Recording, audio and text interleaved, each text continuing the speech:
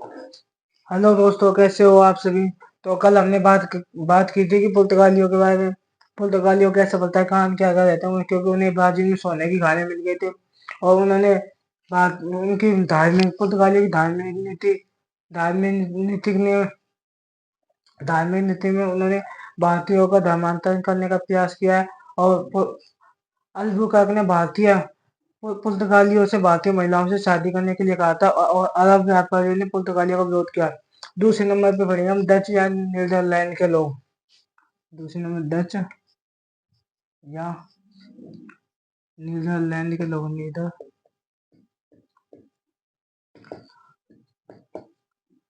ये आए थे 1602 ईस्वी में। 1602 ईस्वी में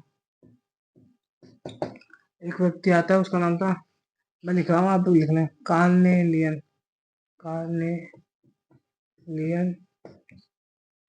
डे हार्डमैन।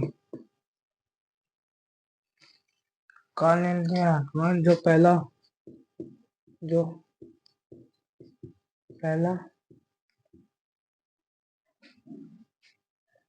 डच यात्री था, जो 1596 में 1596 ईस्वी में 1596 ईस्वी में भारत आया था।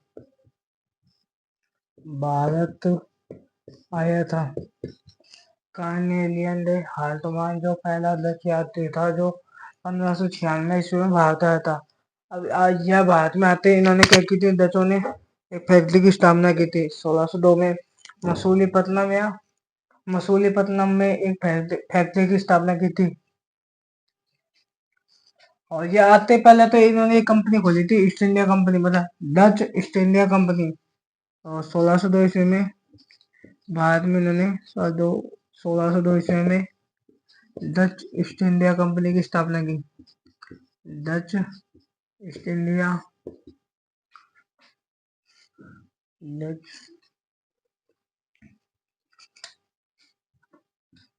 ईस्ट इंडिया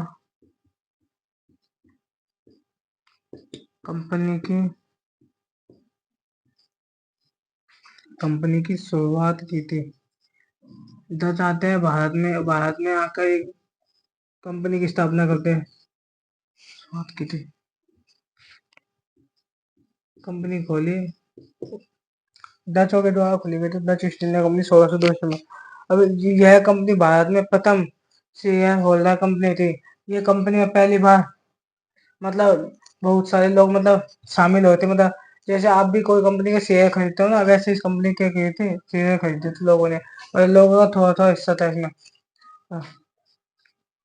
तो यह कंपनी भारत में आने वाली यह कंपनी भारत में आने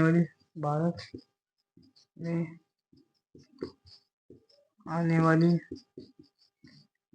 प्रथम शेयर होल्डर कंपनी थी। यह पहली कंपनी थी भारत में जो शेयर होल्डर कंपनी। अब ये शेयर होल्डर मतलब अब इस कंपनी में भारतीय लोग क्या हुए, पैसे लगा दिए, मतलब शेयर खरीद लिए इस कंपनी के। तो ऐसे अब क्या होता है, 1602 ईस्वी में इन्होंने मछलीपट्टनम में एक फैक्ट्री की स्थापना की थी डचों ने। 1609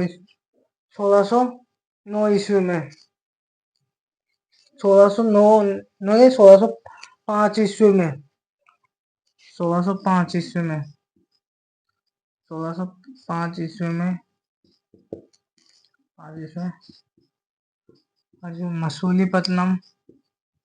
मसूलीपट्टनम या इसको मसूलीपट्टनम या भारत के लोगों से मतलब बुला नहीं जाता था, तो इसे मछलीपट्टनम कहता है। तो कहने लगे मछलियां पकड़ते तो बचवाए, इसको क्या कहना, पहले इसको मछलीपट्टनम मछलीपट्टनम में जगह है एक, केल केल इधर नीचे सा, केल के वहीं केरल में मछलीपट्टनम में एक फैक्ट्री फैक्ट्री की स्थापना की थी। फैक्ट्री की डचों ने 1605 ईस्वी में मछलीपट्टनम में एक फैक्ट्री की स्थापना की थी।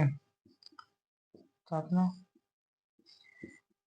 अब क्या होता है, एक युद्ध होता है, कोलाचल का युद्ध, डचों के बीच और तामन कोर के मतलब केरल के लोगों के बीच युद्ध होता है, कोलाचल का युद्ध। कोलाचल का कोला कोलायल का युद्ध। कोला जल का युद्ध ये होता है, ये होता है 1741 में। 1741 ईस्वी में होता है। तामन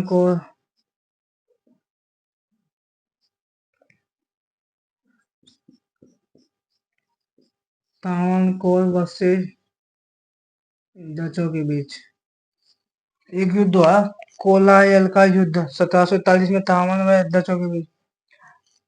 अब इस युद्ध में क्या हुआ, डचों की निर्णायक रूप से हार हुई। डचों की इस युद्ध में निर्णायक रूप से हार हुई थी, क्योंकि यह युद्ध कोलायल का युद्ध है। यह युद्ध समुद्र में लड़ा गया था। पहली बार किसी एशिया की नौसेना ने यूरोप की नौसेना को हरा दिया था, मतलब। तो इस लिख लीजिए नीचे, इस युद्ध में तो आगे लिख दूंगा, चलो मैं लिख दूँ। इस युद्ध में डच निर्णायक रूप से पराजित हुए। निर्णायक रूप से पराजित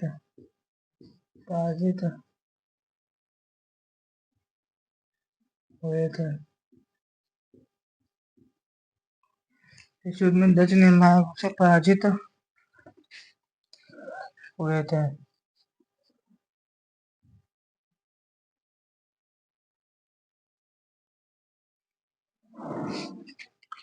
पराजित हुए। इस युद्ध में डच निर्णायक रूप से पराजित हुए थे। कोलायल का युद्ध हुआ था 1741 में तामनकोर और डचों के बीच। यह युद्ध समुद्र में लड़ा गया था। एशिया की नौसेना ने और यूरोप की नौसेना आपस में लड़ाई हुई थी। तो दोनों के बीच एशिया की नौसेना ने यूरोप की नौसेना को हरा दिया था। तो यूरोप की नौसेना बहुत शक्तिशाली थी, उसको भी हरा दिया था।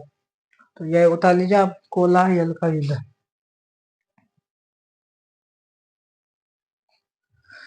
उतार लीजिए आप।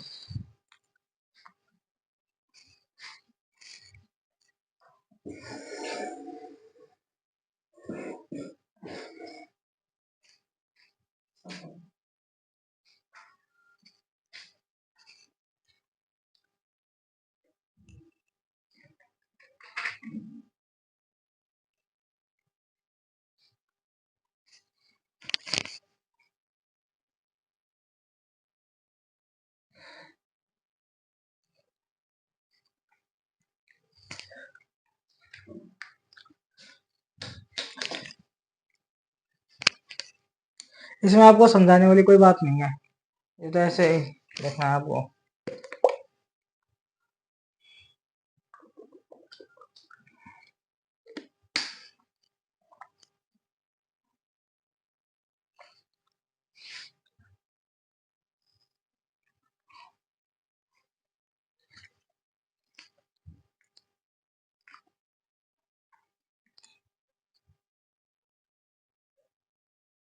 और लिखना है अभी ये युद्ध के बारे में ना।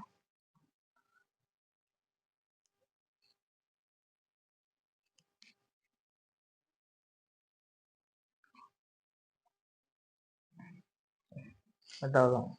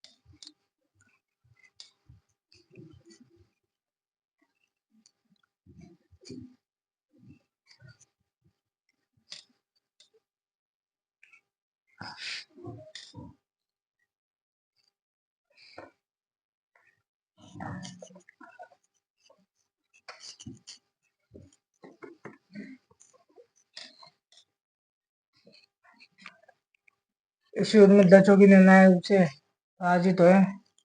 यह युद्ध, उसी में लिखना है वही लाइन में, यह युद्ध समुद्र में लड़ा गया था। पहली बार या किसी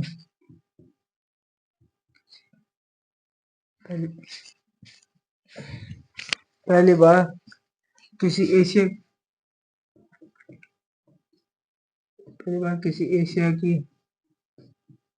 की नौसेना ने एशिया की जो नौसेना है सेना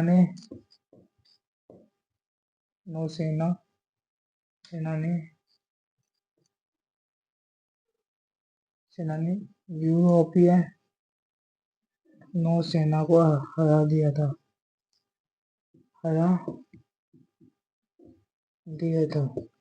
एशिया की मतलब एशिया तो कोई भारत में स्थित है, और यूरोप कौन थे? डच कहाँ से आए थे? यूरोप।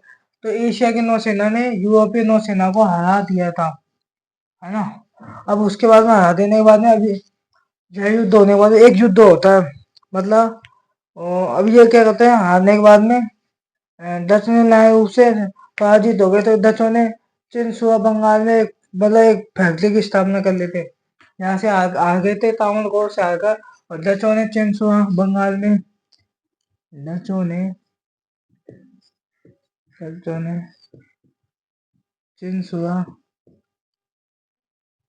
चिनसुआ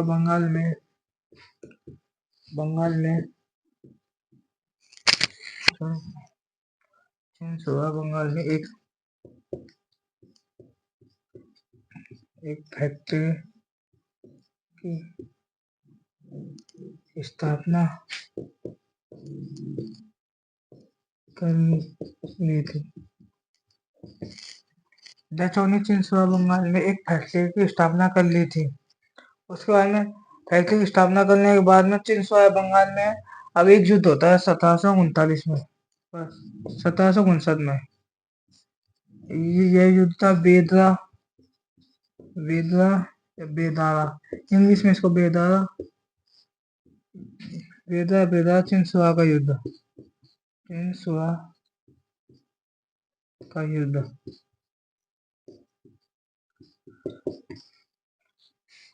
1759 में हुआ था। यह युद्ध हुआ था अंग्रेज व डचों के बीच। अंग्रेज वर्सेस डच के बीच हुआ था। इस युद्ध में डच निर्णायक से पराजित हुए। इस युद्ध में डच क्या होता है, हार जाता है।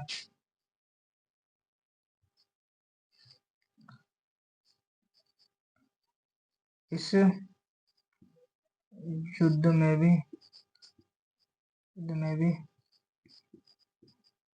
डच, आपसे तो कुछ समय पूछेगा कोलाचाइल का युद्ध कब हुआ था, किस किस के बीच होता, बस इतना ही पूछेगा, किस किस जीतेगा।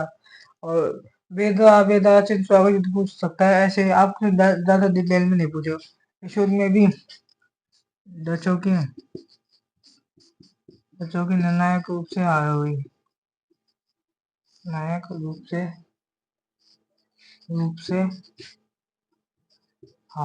हुई थी।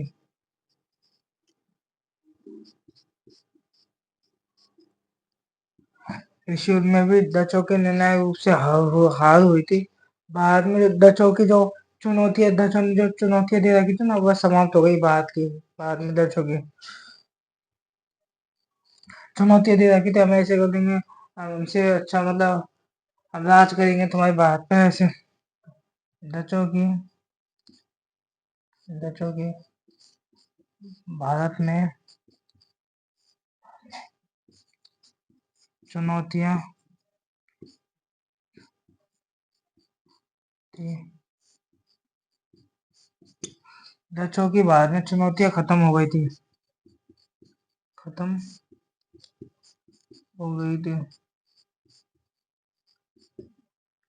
पहले डच आ गए, डच के आने के बाद में 1759 में आया, तब तो अंग्रेज आ गए थे 1608 में।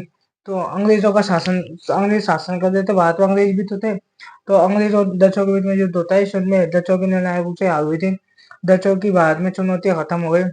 डचों ने अपना सारा व्यापार, मतलब डचों ने अपना सारा जो भी व्यापार था वहाँ, मतलब डचों ने इंडोनेशिया पर अपना ध्यान केंद्रित कर लिया। मतलब डच भारत में से हार गए थे, और यहाँ अंग्रेजों का राज था।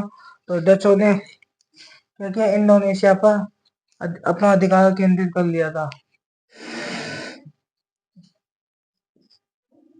डचों ने इंडोनेशिया पर इंडोनेशिया पर डचों ने इंडोनेशिया पर अपना ध्यान केंद्रित किया था। इंडोनेशिया पर अपना ध्यान केंद्रित किया था। ध्यान केंद्रित किया था। भारत को छोड़कर चले गए डच, और इंडोनेशिया में अपना ध्यान केंद्रित, क्योंकि वहाँ इनके कहते हैं मसालों के व्यापार, क्योंकि वहाँ ये मसालों का व्यापार करते थे। डचों ने इंडोनेशिया पर अपना ध्यान किया था, केंद्रित किया था, क्योंकि वहाँ इनके मसालों के व्यापार थे, क्योंकि वहाँ पर वहाँ पर इनके मसालों के व्यापार थे। इनके मसालों के व्यापार थे, क्योंकि वहाँ ये मसालों का व्यापार करते थे, क्योंकि वहाँ पर ये मसालों का व्यापार करते थे। मसालों का व्यापार करते थे। अब आप सुनो, तो इस युद्ध में क्या हुआ, यह युद्ध को मतलब कोलाचल का युद्ध होता है। यह मतलब यह तो मतलब समुद्र में लड़ा गया था। पहली बार किसी एशिया की नौसेना ने यूरोपीय नौसेना को हरा दिया। डचों ने चिंसुआ बंगाल में फैक्ट्री की स्थापना की थी। 1759 में बेदरा चिंसुआ का युद्ध होता है। अपने युद्ध से डच एशियन में डचों की निर्णायक से हार हुई थी। डचों की भारत में चुनौतियां खत्म हो गई।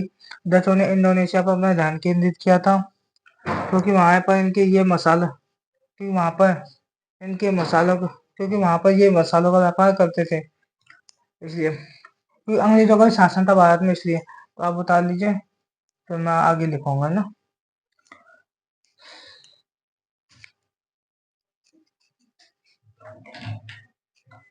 वीडियो बनाने की तैयारी।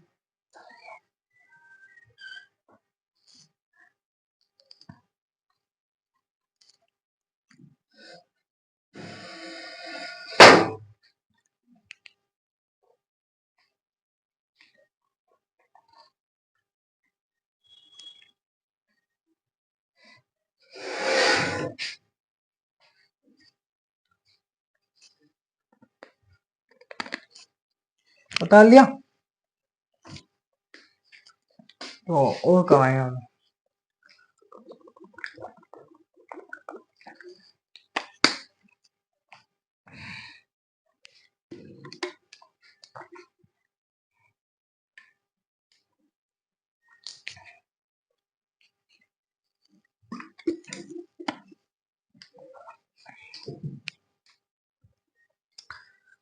निकाल दो। ओके,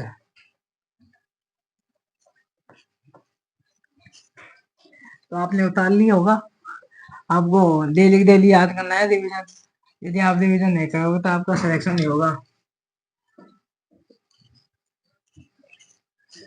यदि आपको कोई दिक्कत हो, मतलब कोई भी मतलब टॉपिक में, तो आप कमेंट कर सकते हो, और मुझसे मतलब पूछ सकते हो कि सर ऐसे, मतलब आप पूछ सकते हो, मतलब कोई से टॉपिक में, जैसे आप राजस्थान इतिहास में पूछ लेना, चाहे आधुनिक भारत में। ओके, तो ये आपको डेली रिवीजन करना है इसका।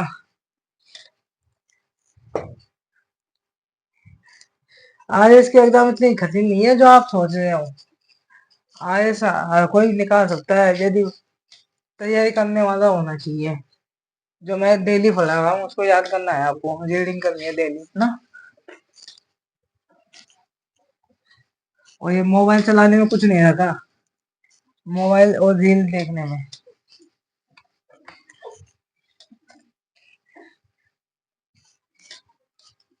आपने एक कहावत सुनी है, ये जग जिस पर हंसा है इतिहास उसी ने रचा है। आपको इतिहास रच के दिखाना है बच्चों, दोस्तों मतलब आप मेरे दोस्त हो, तो आपको इतिहास रच के दिखाना है। आपको मतलब आपके लक्ष्य के प्रति इतना सजग होना है कि लक्ष्य पर आपका जो ध्यान है वो आपके लक्ष्य के पे ही केंद्रित होना चाहिए। ऐसे नहीं मोबाइलों में मतलब डोलने में दोस्तों के साथ, ये सब आपको छोड़ना पड़ेगा यदि आपको आईएएस में सिलेक्शन लेना है तो हमने बात की थी कि उनके मसालों व्यापार थे, टचों ने इंडोनेशिया पर अपना ध्यान केंद्रित किया और डच तो चले गए। और उनके बाद में आते हैं अंग्रेज। अंग्रेज आए थे 1608 में।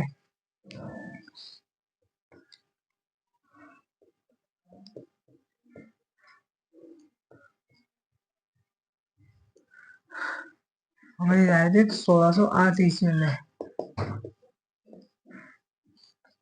जो पहला अंग्रेज मतलब कैसे, मतलब एक जॉन मिलेन मिलेन हॉल नाम का एक व्यक्ति था। वह मतलब भारत में आ जाता है, मतलब भारत में।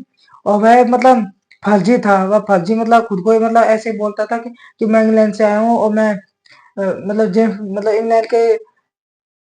इंग्लैंड का जेम्स का राजदूत हूँ। वैसे भारतीयों को पागल बना देता।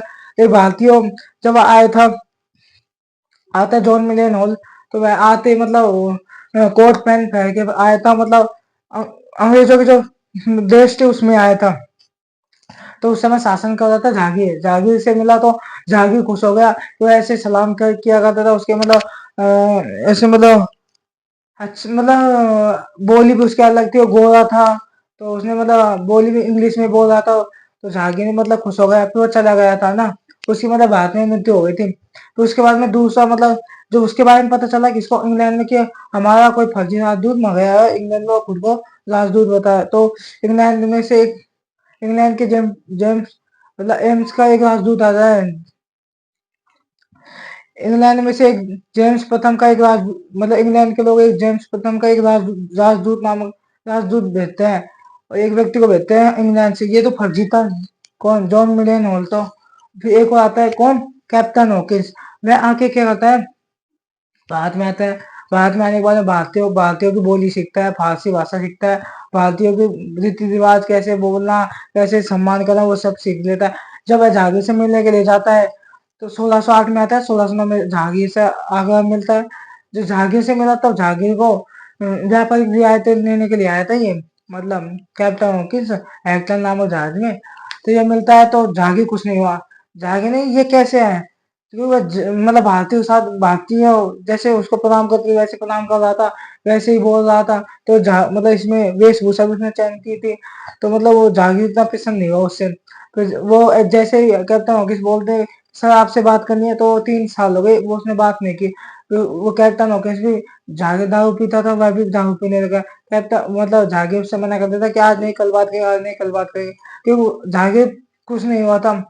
जो पहले आया था वो तो खुश हुआ था, वो अंग्रेजों की स्टाइल देखकर राजा महाराजा को प्रसन्नता हुई थी। तो उसके बाद में क्या होता है, ये बाहर चला जाता है क्यों, मतलब झागिनी से मतलब कैप्टन हॉकिंस को 400 का मनसबदार दिया था। उसे व्यापार की रियायतें नहीं थी, मतलब व्यापार करने की जो भारत में रियायतें थी वो नहीं दी थी। फिर दूसरा एक राजदूत भेजता है वो तो वो आया था ना, वो दूसरा सर थॉमस एक आता है मतलब राजदूत 1615 में। और 1616 में 10 जनवरी 1616 में जहांगीर से अजमेर में मिलता है। मतलब वो तो आगरा में मिला था, ये अजमेर में मिलता। जब वहाँ आता है ना तो वह ऐसे ही आता है अंग्रेजों की मतलब वेशभूषा सा। अब आया तो उसने कहा उसके सेनापति की सर वो गोरा आया है, मतलब अंग्रेज गोरे थे तो उसे अच्छा लगता था, गोरा आया हुआ है। तो उसने कहा कौन सा गोरा, तो उन्हें मतलब सफेद कलर का लड़का मतलब आए हुए हैं। तो उसने कहा बुलाओ अंदर, मतलब दरबार में। तो दरबार में बुलाया गया तो उसे उसने सोचा किसने झागे ने सोचा कि 3 साल तो वो माता खा के खाया है, खोपड़ी खा करके, और ये आ गया तो ये मेरी खोपड़ी खाएगा। जैसे झागी ने उसे देखा तो झागी खुश हो गया, वो उछल कूद करने लगा, क्योंकि वो पहले से ही मतलब पहले पहले आया था ना, उसने सुसुम देखा था तो उनमें उसको वैसे ही वो आया था, ड्रेस पहन के अंग्रेजों की, और वैसे इंग्लिश में बात कर रहा था। तो झागी ने उससे कहा, उसे मिला, कहा, और खुश होने लगा। झागी झागी बोलता कि बोल, तू इंग्लिश में बोल, तू इंग्लिश में बोल रहा था। तो उसके सेनापति ने इससे एक बार रखो, मतलब बोलने के लिए, क्योंकि झागी को बात अच्छी लग रही थी। तो उसे गल्ला बुलाया था। तो उससे सेनापति ने कहा कि इसको 3 साल तक नहीं रोको। तो उसने 3 साल तक रोका, और जहांगीर उससे प्रसन्न हो गया था। जहांगीर ने पीछे व्यापार की रियायतें दी थी, सल्तनत को। बस यही है, इतनी कहानी है अंग्रेजों की। अब तो आप लिखना है, जॉन मिलियन हॉल। ये फर्जी था, जॉन मिलियन हॉल। जॉन फर्जी मतलब जैसे वो कौन की, जैसे वो अभी बनाया आईपीएस अधिकारी, 2 लाख रुपए देकर वो बिहार का लड़का, वैसे ये फर्जी था। हाँ, John million hall. John million hall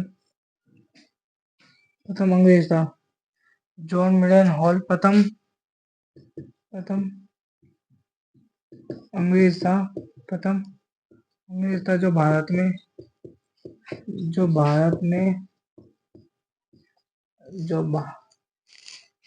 जो भारत में भारत में आया था। भारत में क्या था, आया था। और प्रथम अंग्रेज था, यह भारत में आया था। इसकी मृत्यु भारत में हुई 1599 में, और और इसकी मृत्यु भारत में हुई, भारत में ही हुई थी।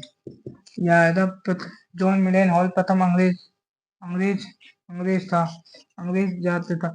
यह 1599 में आया था, 1599 में आता है। और जो भारत में आया था, भारत में आके इसकी मृत्यु भारत में हुई थी, भारत में मरा था। उसके बाद में इसने आके मतलब अंग्रेजों ने एक कंपनी की स्थापना की थी, east India company, British East India company की। वो जो डचों की ईस्ट इंडिया कंपनी थी, तो एक अंग्रेजों ने अपनी ईस्ट इंडिया कंपनी की स्थापना 31 दिसंबर 1600 ईस्वी को ब्रिटिश ईस्ट इंडिया कंपनी की स्थापना की गई। ब्रिटिश ईस्ट इंडिया कंपनी की स्थापना की गई थी, स्थापना की गई थी। ब्रिटिश ईस्ट इंडिया कंपनी की स्थापना की गई 31 दिसंबर 1600 ईस्वी को, है ना। इस कंपनी का नाम था, जिस कंपनी को कहा जाता है द कंपनी एंड गवर्नर, इस कंपनी को कहा जाता है the company and governor, governor इसको कहा जाता है the company and governor of merchants of merchants of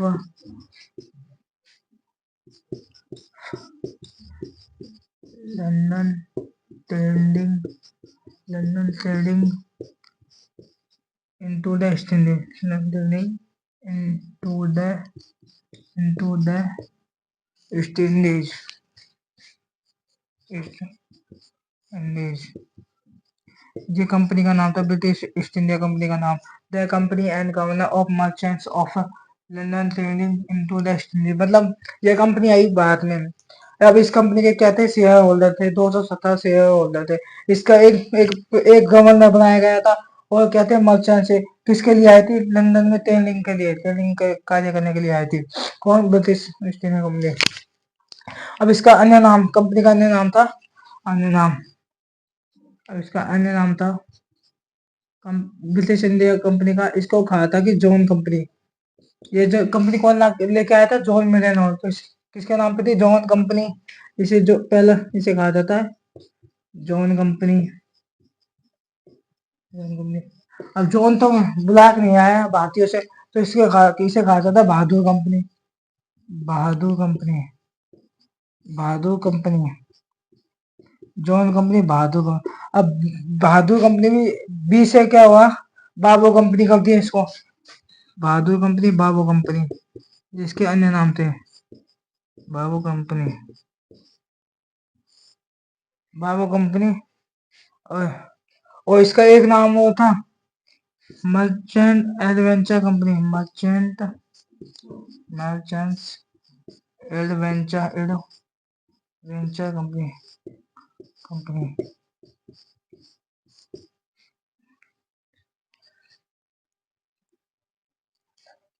merchant adventure company merchants merchant adventure company. इसका नाम जॉन कंपनी, बहादुर कंपनी और बाबू कंपनी था। अब क्या होता है, आरंभ में इस कंपनी में 217 शेयर होल्डर थे। 217 शेयर मतलब लोग थे इस कंपनी में, मतलब शादी थे। आरंभ में इस कंपनी में आरंभ में इस कंपनी में 217 शेयर होल्डर थे। 217 शेयर शेयर होल्डर थे इस कंपनी में। 217 शेयर होल्डर थे। कौन सी company? British East India Company, जो 31 दिसंबर 1600 ईस्वी को आई थी, है ना।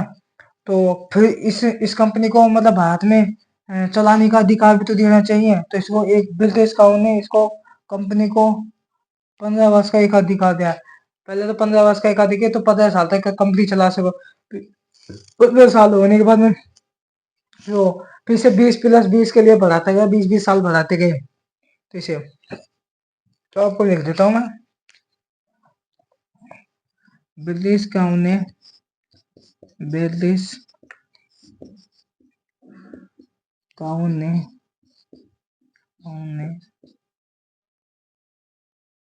ब्रिटिश कानून ने कंपनी को 15 वर्ष का 15 वर्ष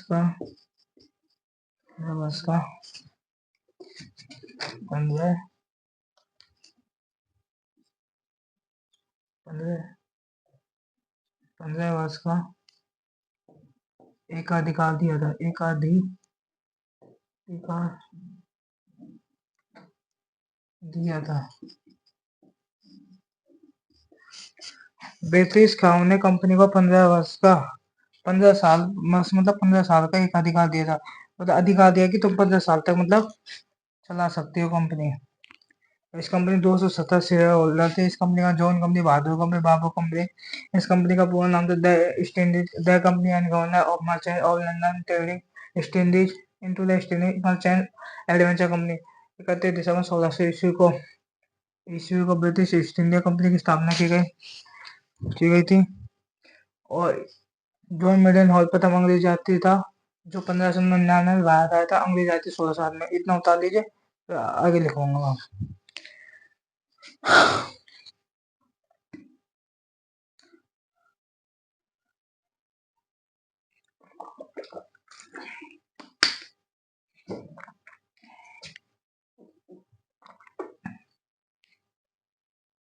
15 वर्ष का एक अधिकार दिया था। मैंने आपको बताया ऐसे गोला मत खाना।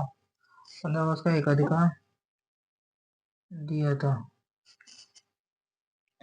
फिर इसे 20+20 के लिए बढ़ाया गया था। फिर मैं लिख देता हूँ। फिर इसे एक अधिकार को फिर से 20+20 के लिए बढ़ाया। फिर से 20+20 वर्ष के लिए बढ़ाया गया। फिर से 20+20 वर्ष के लिए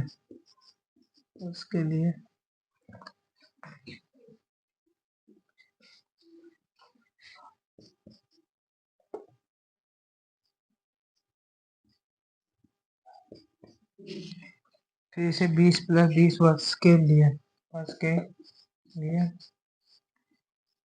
बढ़ाया गया था।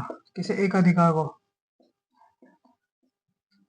मतलब एक अधिकार मतलब कंपनी मतलब चल सकती है, मतलब 20 साल के लिए, और बढ़ के 20 साल चला लो कंपनी को। अंग्रेजों से कहा भारतीयों ने तो 20 सालों तो 20 साल के लिए बढ़ाया गया। अब 1813 का एक चार्ट एक्ट आता है। उस चार्ट एक्ट के अधिक तहत चाय के अतिरिक्त जितने भी व्यापारिक अधिकार थे उन सबन को खत्म कर दिया गया था। ये भी कंपनी का अधिकार भी समाप्त हो जाता, लेकिन इन्होंने कहा कि हमने पैसे लगाए कि कम भारत में बहुत सारे मतलब तो हमको टाइम दो, तो 1813 के 4 में चाय के अतिरिक्त जितने भी अधिक अधिकार थे वो सब समाप्त कर दिए गए और 1833 में सभी एक अधिकारों को समाप्त कर दिया। कंपनी का जो एक अधिकार दिया रखा था ना ये सबको खत्म कर दिया गया था। तो आप उतार लीजिए।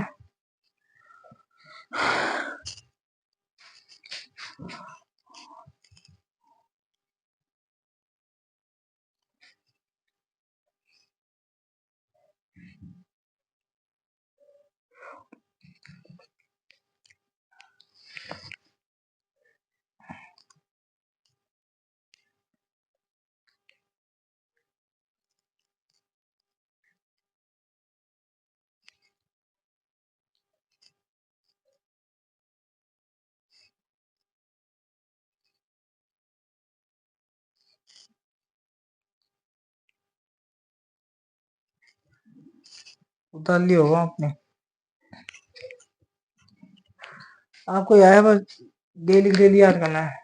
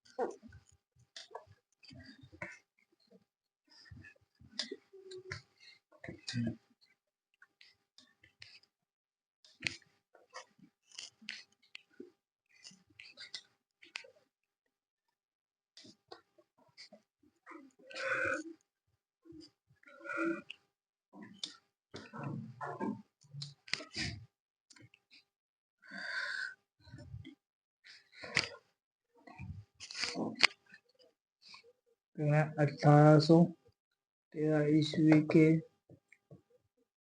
चार्टर एक्ट के तहत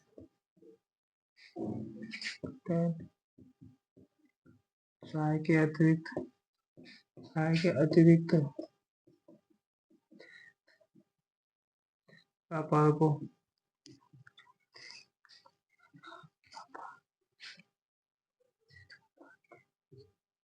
चाय के अतिरिक्त व्यापार चाय के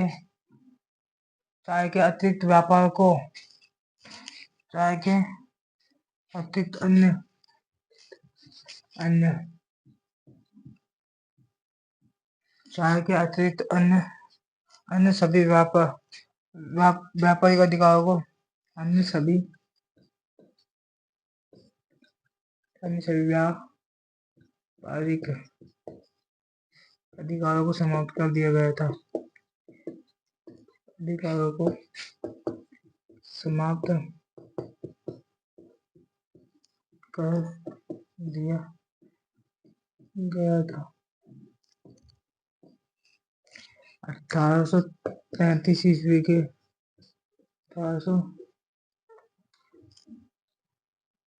1835 ईस्वी के चार्टर एक्ट के तहत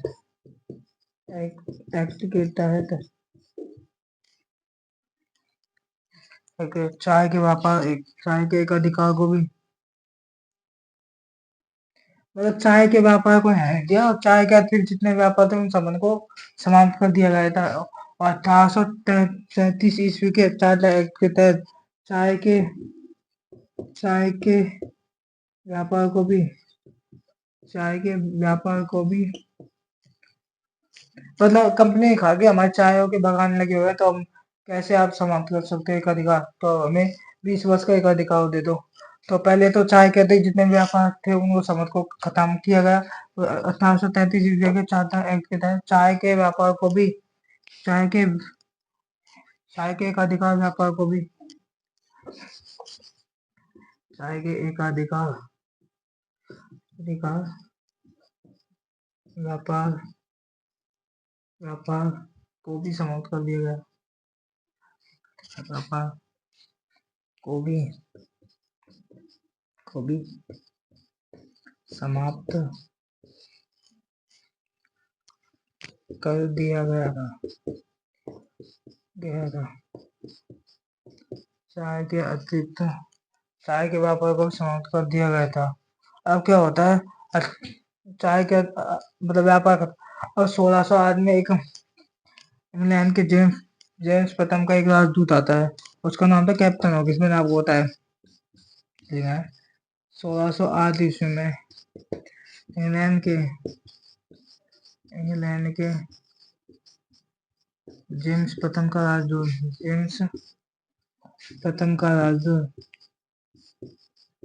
जेम्स प्रथम का मतलब जेम्स का राजदूत बनकर आता है। जेम्स प्रथम का राजदूत कैप्टन हॉकिंस राजदूत कैप्टन हॉकिंस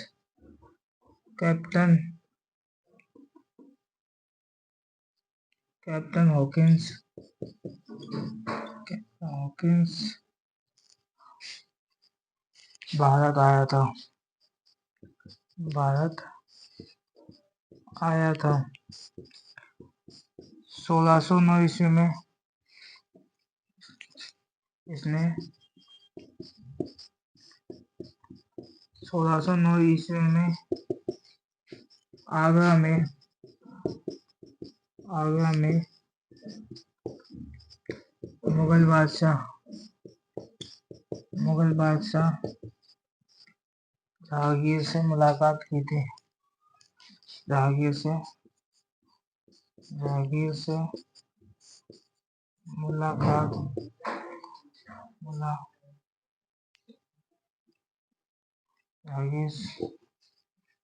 मुगल बादशाह जहांगीर से मुलाकात की थी। कैप्टन हॉकिंस यह फारसी भाषा का जानकार था। फारसी भाषा का जानकार था। फारसी भाषा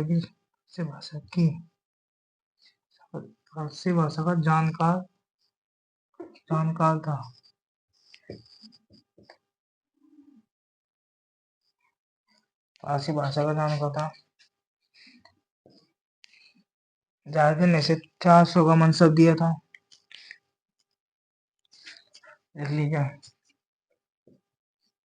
जहांगीर ने इसे 400 का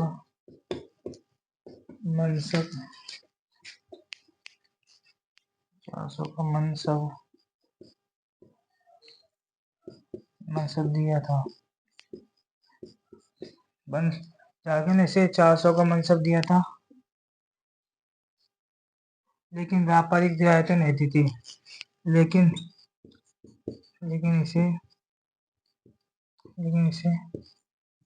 व्यापारिक रियायतें प्रदान नहीं की थी। लेकिन जहांगीर ने इसे व्यापार करने की जो रियायतें थी, व्यापारिक रियायतें प्रदान नहीं की थी। रियायतें प्रदान नहीं की थी।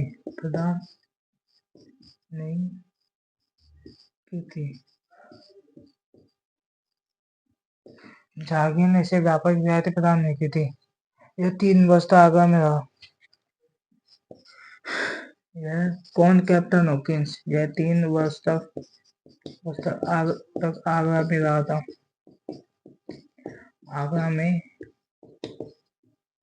था।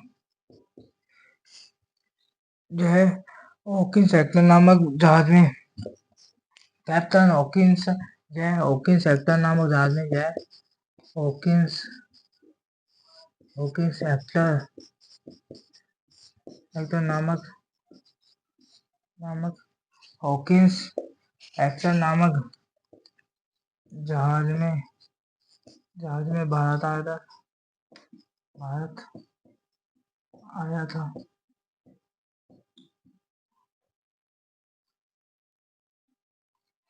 अब देखो, तो 1813 के चार्टर एक्ट के तहत चाय के अतिरिक्त जितने भी व्यापार के अधिकार थे उनको समाप्त कर दिया गया।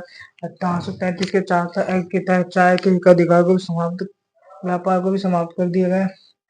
1608 ईस्वी में इंग्लैंड के जेम्स प्रथम का राजदूत कैप्टन हॉकिंस भारत आया। इसने 1609 ईस्वी में आगरा में जहांगीर से मुलाकात की, मुगल बादशाह जहांगीर से मुलाकात की, और यह फारसी भाषा का जानकार था। कैप्टन हॉकिंस जहांगीर ने इसे 50 को मंसब दिया कैप्टन हॉकिंस को, लेकिन इसे व्यापारिक रियायतें प्रदान नहीं की। क्यों व्यापारिक रियायतें प्रदान करें? क्योंकि जहांगीर से कुछ नहीं हुआ था। ये पहले जो आया था जॉन मिलिन वैसे अंग्रेज लग रहा था जहांगीर को, ये तो अंग्रेज लग ही नहीं रहा था। यह 3 वर्ष तक आगरा में रहा था और हॉकिंस कैप्टन हॉकिंस हेक्टर नामक जहाज में भारत आया था। ये उतार लीजिए हम। अब इसके बाद में दूसरा राजदूत आया था sir sir Thomas sir Thomas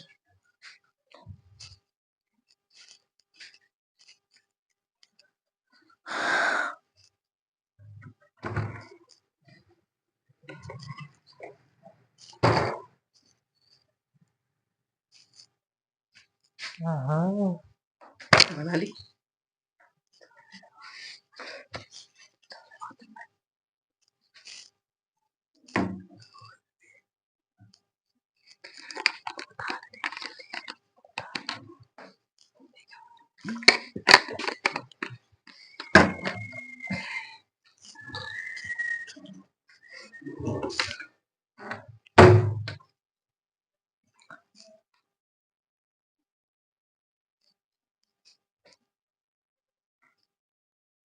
उतार लिया बच्चा आपने? मतलब दोस्तों, सोने बच्चों का आ गए, आप तो मेरे मान के हो। उतार लिया हो तो मैं आपको आगे बताता हूँ। उतार लो आप।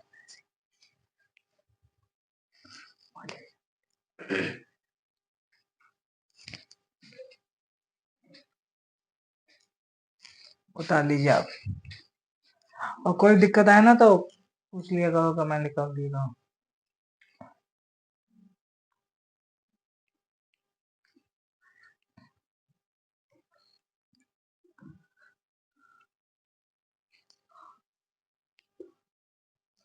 आपको पता है आज इसमें इसकी जो कट ऑफ गई है कितनी गई है? 250 ही गई है। मतलब 800 नंबर में से आपको 250 नंबर ही चाहिए। तो आपको ऐसे नहीं लगना है कि आज इसके एग्जाम इतनी कठिन है। कुछ कठिन नहीं है। यदि आप जो चीज सोच लेंगे ना वो हो जाएगा। आपको आपके लक्ष्य के प्रति इतना सजग रहना है कि मुझे तो मेरा लक्ष्य पूरा करना है। ऐसे तो उतार लिया आपने, तो मैं आगे आ दूं।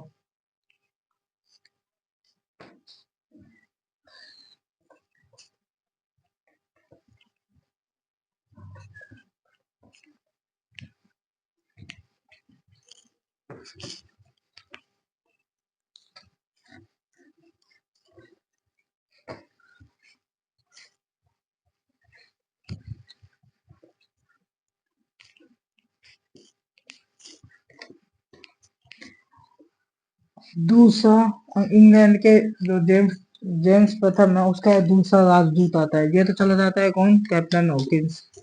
अब ये तो क्या कहते हैं, मुझे तो नहीं थी रियायत। अब दूसरा आया था राजदूत, उसको जागीर ने रियायतें दी थी। व्यापार की जो रियायतें, व्यापार करने की जो रियायतें थी वो दे दिए थे।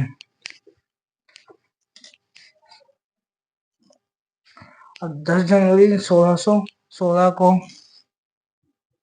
10 जनवरी 10 जनवरी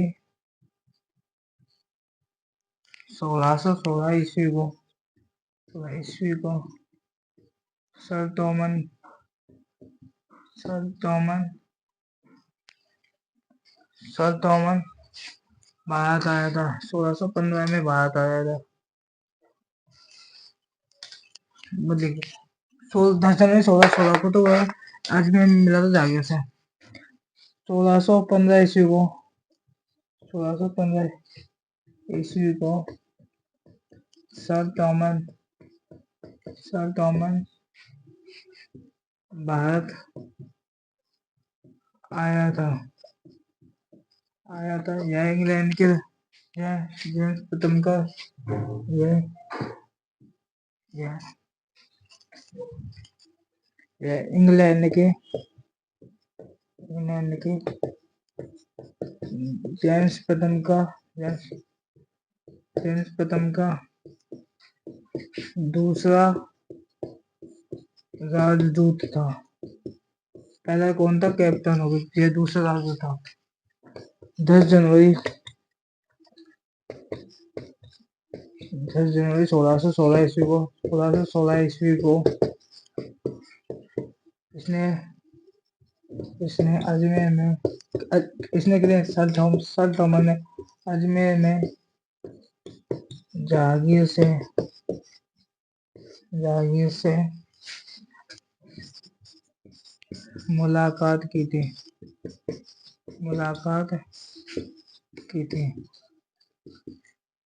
10 जनवरी 1616 ईस्वी को इसने अजमेर में जहांगीर से मुलाकात की थी। जहांगीर ने इसे व्यापक रियायतें प्रदान की और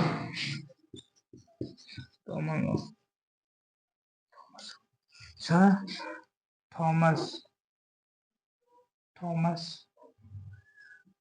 थॉमस भारत आया था और जहांगीर ने इसे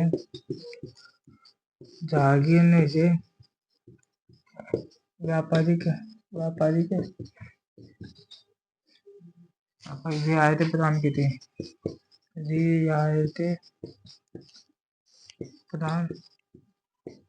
की थी। वास्तव में ये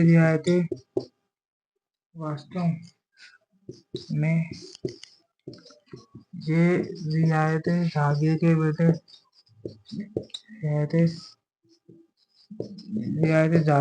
बेटे गुजरात में वास्तव में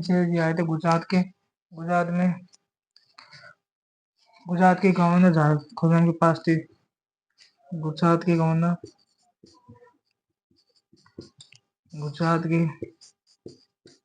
गवर्नर खुर्रम के पास थे।